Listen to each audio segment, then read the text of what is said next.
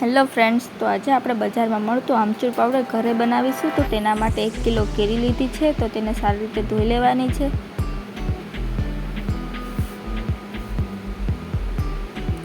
ત્યારબાદ તેની છાલ કાઢી અને નાના નાના ટુકડામાં કટ કરી લેશું।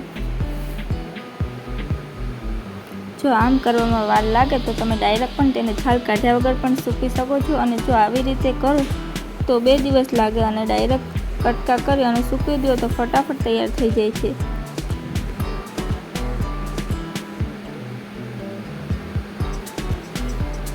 તો આવી રીતે બધી કેરીની છાલ કાઢી લીધી છે। તો હવે આપણે તેના નાના નાના ટુકડા કરી લઈશું।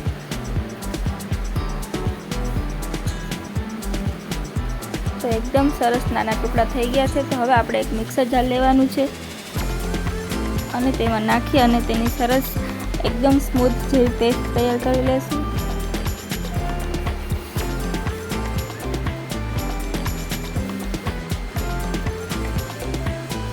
તો પેસ્ટ આપણે એકદમ સરસ આવી રીતે રાખવાની છે।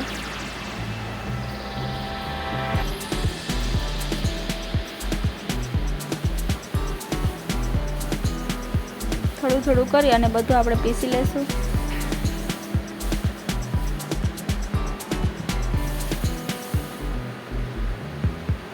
તો હવે બધું સરસ પીસાઈ ગયું છે। તો હવે આપણે તેને મિક્સ કરી લેવાનું છે, અને જો મોટા બટકા રહી ગયા હોય તો તેને કાઢી લેશું। ત્યારબાદ આ ત્રાસમાં થોડુંક ઓઇલથી આપણે ગ્રીસ કરી લેશું, જેથી ચોટે નહીં, અને એકદમ પતલું લેયર કરી અને ચોંટાડવાનું છે।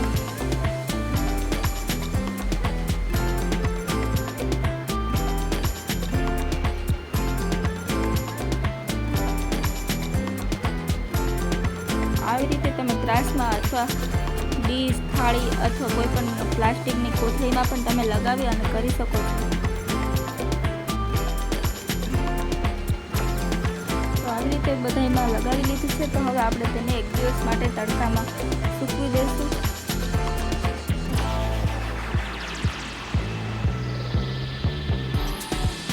જો આવી રીતે સુકાઈ જાય એટલે તેને આપણે ઉખેડી અને ફરીવાર પાછું બીજે દિવસે તડકામાં સૂકવવાનું છે।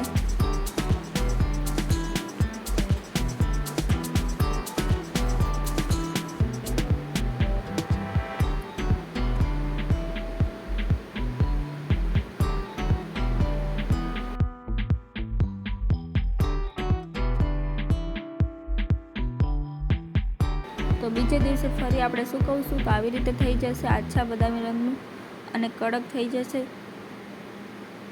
તો હવે આપણે એક મિક્સર જારમાં તેને નાખી અને તેને ક્રશ કરી લેવાનું છે। એકદમ પાવડર થાય ત્યાં સુધી આપણે તેને પીસી લેશું।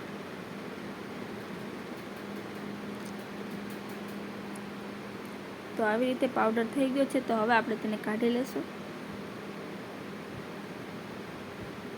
તો તમે જોઈ શકો છો એકદમ બજારમાં મળે એવું ઘરે પણ આપણે આમચૂર પાવડર બનાવી શકીએ છીએ। તો બધો પાવડર થઈ જાય ત્યારબાદ તેને આપણે ચાળી લેશું, જેથી મોટા મોટા બટકા રહી ગયા હોય તો તે નીકળી જાય।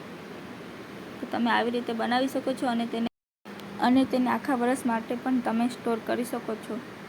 તો આવી રીતે એરટાઇટ કન્ટેનર લેવાનું છે, જેમાં હવા ન જાય એવી રીતે બોટલ હોય તો તેમાં તમે આખા વર્ષ માટે પણ સ્ટોર કરી અને રાખી શકો છો।